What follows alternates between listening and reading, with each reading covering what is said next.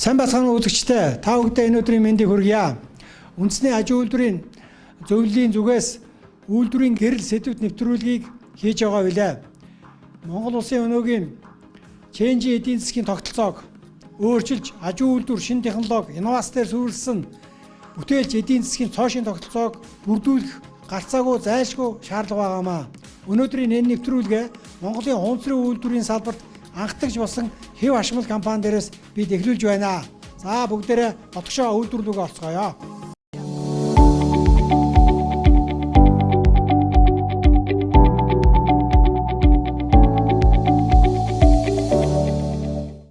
За үзэгчдээ өнөөдөр бид үндэсний аж үйлдвэрийн зөвлөлийн гишүүн компани ХЭВ ХАШМАЛ компани үйлдвэр дээр хүрэлцэн ирээд байна. Тэгээд өнөө ХЭВ ХАШМАЛ компани захирал хөдөлж чулуунтай бүгдээрээ уулзцгаая. За самбана. За ингээд өнөөдөр танай үйлдвэрийн үйл ажиллагаатай олон үзэгчдэд танилцуулах гэж бид хүрэлцэн ирээд байна. Тэгээ Монгол улсад аж үйлдвэрийн салбар хөгжиж байж энэ улс орн энэ ужиг хямралаасаа бол гарна. Тэгээд хуванцрын салбарт манлайлагч болж тийм ээ. Энэ солонгосын маш өндөр технологийн үйлдвэрлэлүүдийг оруулж ирж амжилттай 6 жил ингээд явж байгаа тийм ээ. Барилгын салбар дээр болно. Бусад салбаруудаар ингээд явж байгаад их талархаж их баярлж байна. Тэгээ та бас энэ үйлдвэрийн талаар танилцуулга хийнэ. За сайн байцгаана. Тэгэхээр бид бол хуванцар хэвлэх технологиг бол ингээд харж байна. Анх 2014 онд ингээд өөрсдийн ах トゥ нартай ингээд байгуулад өнөө хүртэл ингээд явж байна. Бид бол үндсэндээ барилгын материал тэн дундаа барилгад маш хөргөнөөр илэгдэг барилгын арматур хөндөрүүлэгч тулаас цахилгааны кабель хоолой гэх зэрэг бүтээгдэхүүнүүдийг дотооддоо үйлдвэрлэдэг байгаа. Үндэсний үйлдвэрлэгч ХЭВ ХАШМАЛ хуванцар компани хуванцар хэвлэх үйлдвэр, хаягдл хуванцар дахин боловсруулах үйлдвэр, барилгын төмөр бэлтгэцийн үйлдвэрлэл. ХЭВ ХАШМАЛ хуванцар компани нь байгаль орчинд ээлтэй эко үйлдвэрлэлийг явуулж байна. Барилгын бүх төрлийн туслах материал, ахуйн хуванцар идэл үйлдвэрлэгч ХЭВ ХАШМАЛ хуванцар компани. Барилгын төмөр бэлтгэц үйлдвэрлэгч ХЭВ ХАШМАЛ компани. Барилгын тулгуур төмөр, тайд үгжээ болон бусад барилгын туслах материал, төмөр бэлтгэцийг олон улсын чанар стандартын дагуу бид эх орондоо үйлдвэрлэж байна. Хэрэглэгчдийн хэрэгцээ шаардлагад бүрэн хийцэн олон улсын стандартыг хангасан шилдэг шийдэл бүхий бараа бүтээгдэхүүнүүдийг хямдвар зах зээлд төрийн шуурхай нийлүүлэхийг бид зорилго болгон ажилладаг. ХЭВ ХАШМАЛ хуванцар компани.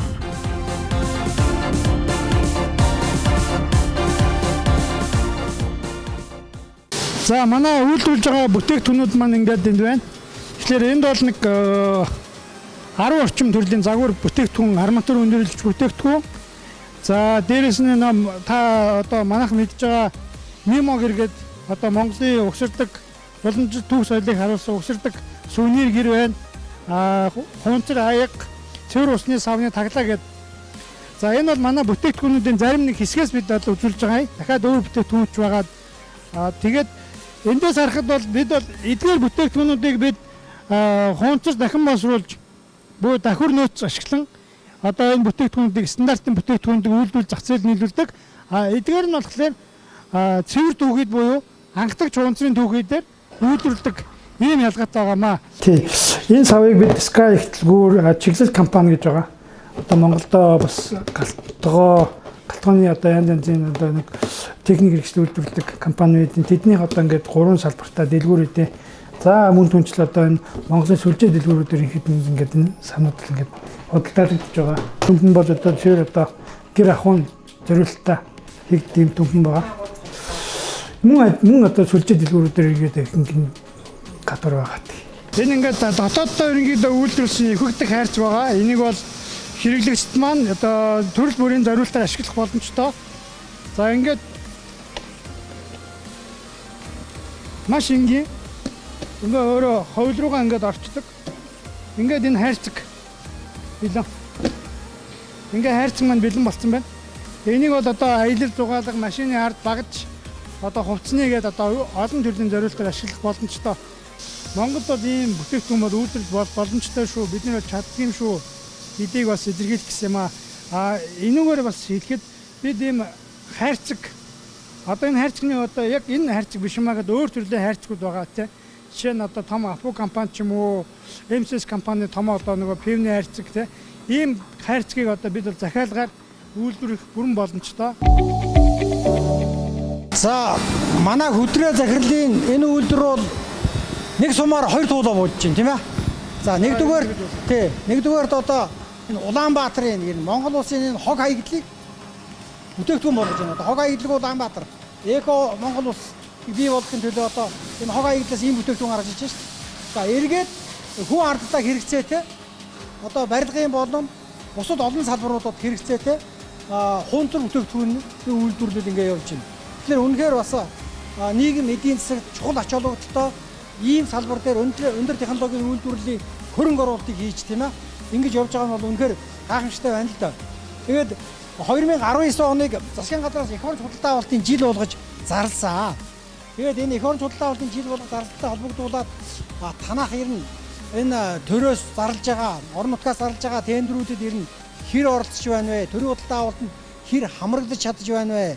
Та энэ талаар бас санд бодлоо хэлнэ үү? Ер нь бол мэдээж ямар ч компани өсөж дэвчих хүсэлгүй яах вэ? Мэдээж үндсэн үйлдвэрлэлээс гадна энэ салбараасаа зарлагдсан нэг тодорхой бараа бүтээгдэхүүн нийлүүлэх тийм ээ. Зөвлөх үйлчилгээ гэх нь бидний бас хог хаягдлын салбарт нэлээдгүй ажиллачлаа шүү дээ. Тодорхой туршлага хөрөмтлүүлсэн гэсэн үг. Тэгэхээр энэ тал дээр бид нар бол ажиллах сонирхолтой байгаа. Яг одоогоор бид нар төрийн худалдаан одоо авалтанд хамрагдаад одоо тендер явсан байхгүй. Цаашдаа гарах байх гэж найдаж байна. Энэ жил одоо чинь аялжуулалтын яамнаас энэ хог хаягдлын салбарт 7 том тендер яригдж байна. Мөн бид одоо энд оролцохоор бэлтгэлээ хангаж байгаа. Би хөдрөө захирал яг мэдх юм. Хүү 7 худаг дээр үзэгчдийн сандал гэдэг нэг тэрбум 400 саяын тендерт бид нар нэг хамтарч оролцъё гэж ярьж байсан түүхний 4-5 жилийн өмнө бол байгаа тийм ээ. Тэгсэн хүү 7 худгийн тэр хуунцар сандлуудыг хятадаас нийлүүлчихсэн тийм ээ. Тэгэхээр одоо нөгөө албан тушаалтан дарга нар нь үндэсний үйлдвэрлэгчтэй огт оруулаагүй. За энэ гудамжинд байгаа нөгөө шар хайс хашааг бол бид нар бас ингээд хамтдаа хийгээд одоо төмөр хийцэн компаниуд төмөр хийцэн хийгээд хуунцрын компаниуд энэ хуунцар хийгээд ингээд кадастраар одоо энэ 2-3 тэрбум төгрөгийн тендерийг дотоод ажлын байр болгоод үлдээчихье гэж ярьсан. Тэгээ тэр болгонд бид нар орч чадаагүй хатм өргөжсэн түүх байгаа л да. Тэр нь өнгөрсөн жилийн Монгол улс хэдэн их 80 төгрөгийн төрийн худалдаа авалт хийсэн байна. Та энэ дээр бас нэг тоо баримт байвал хэлээч. За энэ судалгаанаас харах юм бол 2019 онд 1.5 их 80 төгрөгийг төсвийн худалдаа авалтаас тендерээр ингээд зарлж худалдаа авалт хийсэн байна. Гэтэл энэ эхний хагас 41.5% буюу нийт худалдаа авалтын 5.5 за нэг 6 өрхгүй дээр нь дотоодоос авсан. 94.5% нь гаднаас авсан байна л та. Энэ ч одоо юу гэсэн үг вэ? Эрүүл ухаанаар юу болоод үзэхэд хинт ч гэсэндээ ойлгомжтой. Энэ мөнгө бид нар гадагшаа урсаад байна гэсэн үг. Хятад руу, Бээжин руу хаашаа ч Орос руу тийм ээ. Уул нь энэ мөнгө чи эргээд Монголд хэрэглэх ёстой. Бодлогоор энийг миний бодлоор зүгээр бодлогоор энэ үйлдвэрчлэлтийг энэ юм хийдэг хүмүүсийг бодлогоор одоо хөнгөлөлтөө зөөлөр ч юм уу бүр одоо тэг хувийн хүүтэй зөөлөр маш урт хугацааны зөөлөр бол нэмжмээр байгаа байхгүй. Тэгээд энэ одоо 100 талах байлаа гэхэд 94 талхыг нь Солонгос хятад хүмүүсийн одоо аваач өгөөд нэг 3-4 талхыг нь Монголын үйлдвэрлэгчд өглөө гэж ойлгож байна шүү дээ. Одоо таны хийсэн одоо тоо баримтаас харахад тийм ээ. Тэгэхээр энэ арай шудраг биш байгаа байхгүй юу? Энэ бидний сонгоод байгаа дарга нар чи монголчуудын төлөө ажиллаад байгаа юм уу? Эсвэл энэ хятад солонгосчуудад ажлын байр бий болох гэж ажиллаад байгаа юм уу гэдэг дээр асар том асуултын тэмдэг байна л да. Бол манай зай баригч бүтээгдэхүүн байна.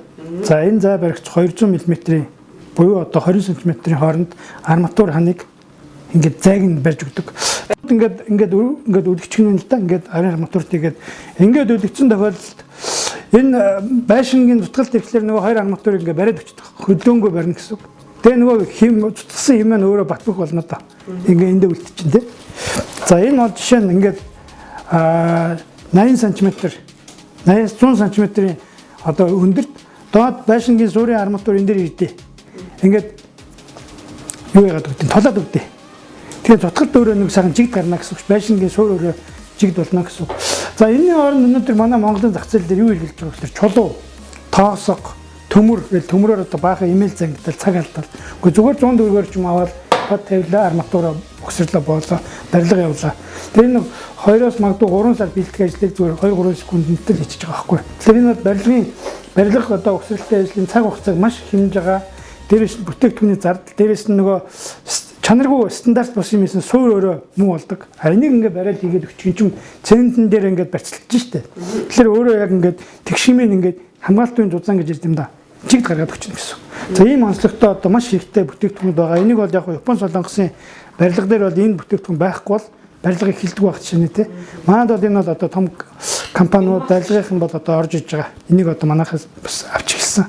Өөрөөр хэлбэл бид бол энийг бол бас өөрсдөө ингэж явсаар энийг барилгын ган арматурын тулаас ба хүндрэлтжсэн стандартыг баталсан. Тэгээ яг тэрнийхээ дагуу мөрдөл үйлдвэрлэл одоо бүтээгдэхүүн санал болгож байгаа. Манайх өнөөдөр өнөөгийн байдлаар үйл ажиллагаа явуулснаас хойш 400 гаруй тонн одоо хуванцрыг одоо өөрсдөө хэрэглэгдэх төрлийн хуванцрыг дахин боловсруулсан байна гэсэн үг. За энэ наад брендинг гэр байна л да. Энэ үндсэндээ 2 төрлийн гэр одоо бидэнд ингээд үйлдвэрлэсэн. 2 төрлийн энэ бол одоо жижиг загварын гэр байна. За анх их одоо бид хамтарч ажилласан түүх сайн л да. Бид байжсэн наад брендинг одоо талын компани захирал залуучууд манад ирсэн. Тэгээ бид ийм гэр ингээд 10 жил ингээд сэтгсэн. Гэтэ одоо яг энийг ингээд үйлдвэрлэл нэвтрүүлэхээс модоор ихэд бас болохгүй наа ингээд гологдож जैन хэрэглэгчд ямар байх талаар өөрсдөө сэтгээд ер нь хуванцаар их боломжтой юу гэдэг асуулт биднэрт тавьсан. Бид бас энийг бас судалж үзэж боломжтой байна. Энэ тохирсон нэг хөвүүдийг авмаар юм байна. Гэт наад брэнд талын эзэн компани бол өөрсдөө энэ брэнд хөрөнгө оруулалт хийсэн. Ингээд өнөөдөр бид захиалгын дагуу төслийг амжилттай эргэлдээд 30 мянга орчим гэрийг бид нэр одоо нийт зах зээл дээр хугацаанд гаргасан байна.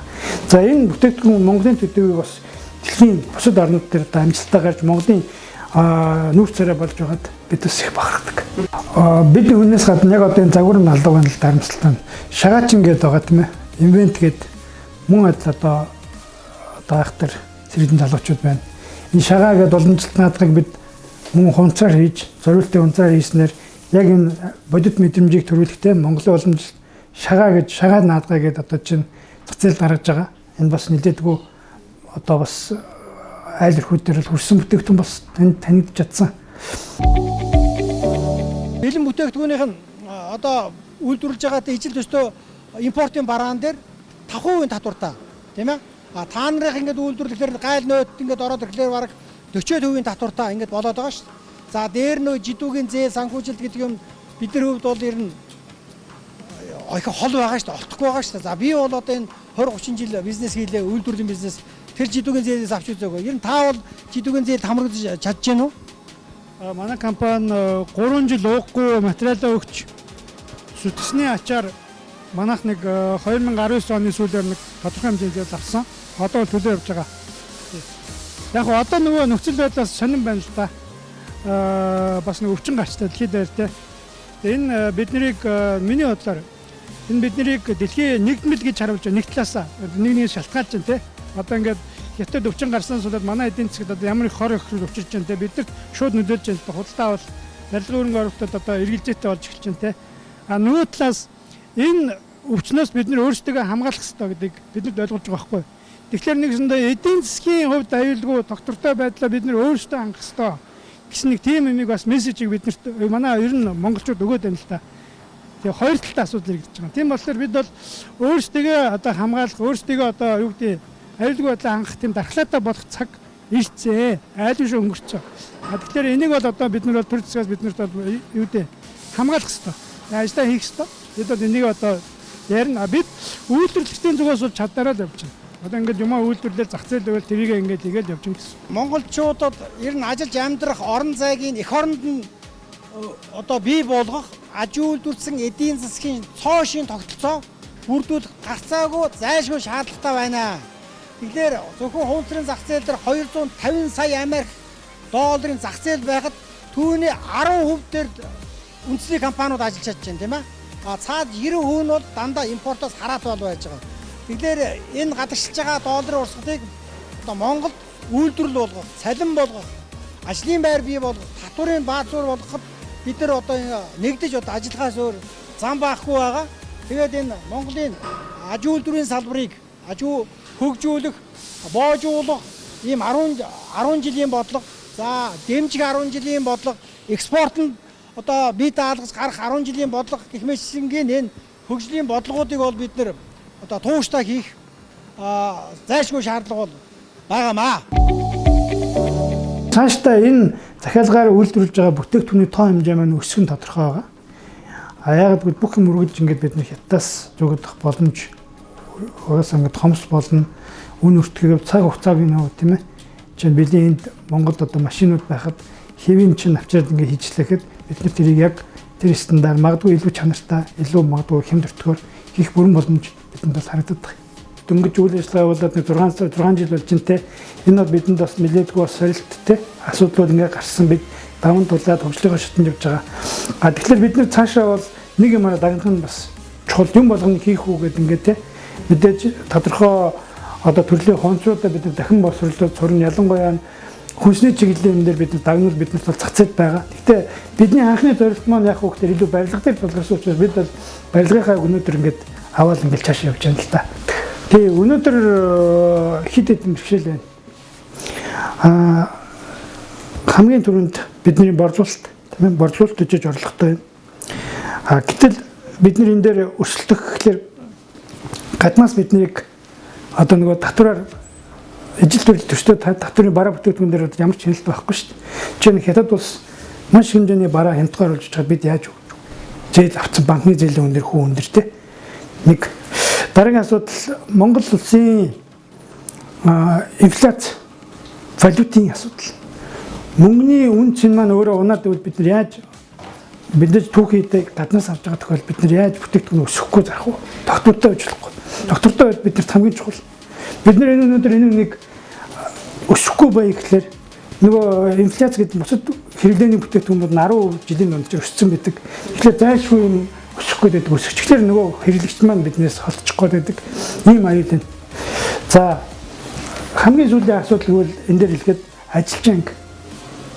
Нөгөө хүмүүсийг ажил аргатай байхын тулд мэдээ цалингаар нь барина. За мэдээ зөв менежмент барина. Гэтэл улс маань энэ яг хөглөө нөгөө ажилчтай гаргаад байна л да. Гадагш нь гаргаад байна. Тэн мэдээж тэр үнийсийг буруудахгүй гадаадд солонгосоос өндөр 4-5 сая төгрөгийн одоо Монгол мөнгөөр бодоход 3 сая вон гэж одоо 4-5 сая төгрөг болчих штэ. Тийм энэ цалин аваад тийш явах нь тэр үнээс шүү дээ. Бид энд юм хиймээр байдаг ажилчин байдгүй. Тийм ээ. Тэр ийм бодит асуудлууд бол одоо сүүлийн үеэс айгүйх тулгарч байна. Улсын хөгжил мэд маань эдийн суур эдийн засаг байгаа. Эдийн засаг дээрээс нь одоо суртахуун ч юм уу те бид нар бол одоо тэрийг ойлгодог болсон шүү дээ. Тэгэхээр улсын хөгжил дээр одоо аж үйлдвэрчлэлтийн хөрөнгө оруулалт гэдэг байгаа. Тэгээ үйлдвэрчлэлтийн хөрөнгө оруулалт усаас өгөх ёстой. Энийг бол яг хуу манай төр засгийнхан нийт монголчууд одоо тодорхой хэмжээнд ойлгодог болсон. Гэтэл энэ дангаараас явдгүй юм байна. Чингис Бонд 888 төслийн зээл өгөөд баахан хүмүүсийг ингээд зээл өгөөд шатаасан те. Баахан үйл тоног төхөөрөмж аваад дампуурсан. Гэтэл энийг яах вэ гэхээр цаана дахиад боожуулах хэрэгтэй юм байна л да. Яг сая жагаах ярьснаар худалдан авалтаар борлуулалтаар буюу энэ одоо тендер те. Тендерээр одоо энэ компаниудад дэмжих хэрэгтэй юм байна. За мэдээж бид нар бүх юмыг үйлдвэрлэх боломжгүй. Тэгэхээр чадж байгаа боломжтой нэг дэмжих хэрэгтэй. Монголчууд дэм-дэмдээ дээс ичэндээ гэж өгөөд тийм ээ. Тийм дээр энэ зайлшгүй дэмжих хэрэгтэй. Дараагийн асуудал гэвэл хамгаалах хэрэгтэй. Бүтээгдэхүүнээ зах зээлийн хамгаалах хэрэгтэй. Өнөөдөр манайх импортоор орж иж байгаа бүтээгдэхүүн 5% байгаа. Ихэвчлэн 5% байгаа. Тэгэхээр энийг бид нар 10, магадгүй 100% хүртэл бусад улсууд 70-аас 250 дахин тэгээд импортын татвартай хамгаалдаг. Гэтэл манайх 5%.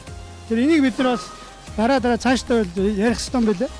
За ингээд худалдан авалт, тарифын хамгаалалт, хөрөнгө оруулалт. За энэ гурав байж хүмүүс юм сурнаа, юм ойлгоно, технологи хөгжинэ.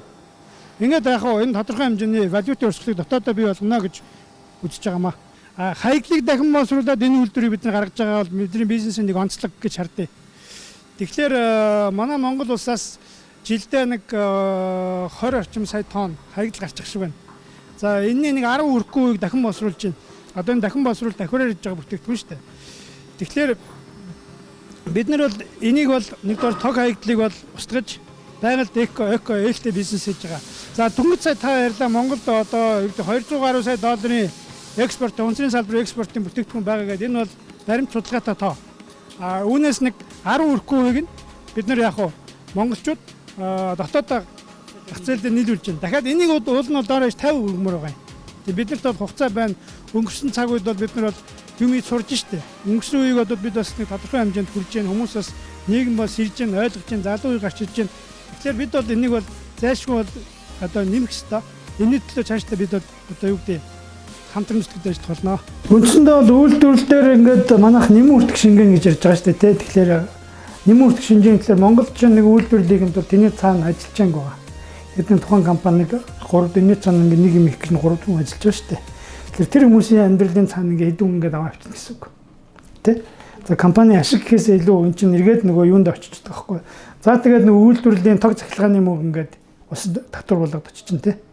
Тэгээ эн чинь буцаад магадгүй зээлтэй зээлээ ингээд хэлчихнэ. Тэгэхээр бид нөгөө услаа ингээд оруулж байгаа цаад юу нь бол нэмэрдэг гэдэг нь ачаал бүгдлэн тэр шүү дээ. Ер нь бол тэгээ энэний цаана олон юм байгаа байхгүй. Үйлдвэрлэл бодлого мэдээж энэ цаана улсын татвар матвар гэдэг маш олон юм байна. Тэр улс биднэрт илүү их хөнгөлт өгөөд үйлдвэрлэлд дэмжигдсэн энэ бүтээгдэхүүнүүдийг хямд авчна. Ерөөсөө зарчмын дээл. Ер нь зөвлөдөө тэгээд энэ 30 жил change эдийн засаг тийм ээ. Импорт тэмцсэн худалдааны эдийн засагтай явж ирлээ. Энэ эдийн засгийн тогтолцоо нь бол үжиг хямралыг бий болгох юм байна. Тийм учраас бүтээлч эдийн засгийг бий болгоё, хөгжлийн эдийн засгийг бий болгоё, аж үйлдвэрийн эдийн засгийг бий болгоё гэж манай үндэсний аж үйлдвэрийн зөвлөл бол ярьж байгаа шүү дээ, тийм ээ. Яг энэ Солонгос шиг, яг Хятад шиг, яг энэ хөрш орнууд, Япон шиг тийм ээ. Ингэж л бид нар хөгжих ёстой. Тэгээ монголчуудаа бүтээцгээе, хөгжцгөөё. За ингээд та бүгдэд баярлалаа. Дараагийн үйлдвэрээс бид нэр бас Монголын аж үйлдвэрийн салбар ямар төвшөнд байгаа энэ талаар бол бодит мэдээллийг бол хүргэж байх болно. За өнөөдөр үйлдвэрийн гэрлийн асааны ээлжид нэвтрүүлгийн дугаараа хуванцрын салбарт үйл ажиллагаа явуулж байгаа ХЭВ ХАШМАЛ компани дээрээс явуулдаа.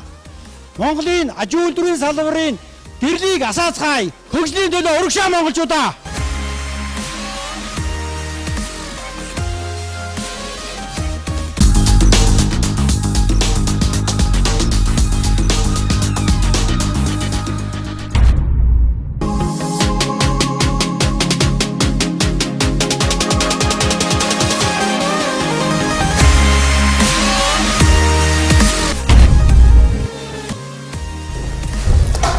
Сүүлийн 30 жилийн хугацаанд цагаан затангууд Монголын үйлдвэрүүдийн гэрлийг ингэж л унтрааж ирсэн.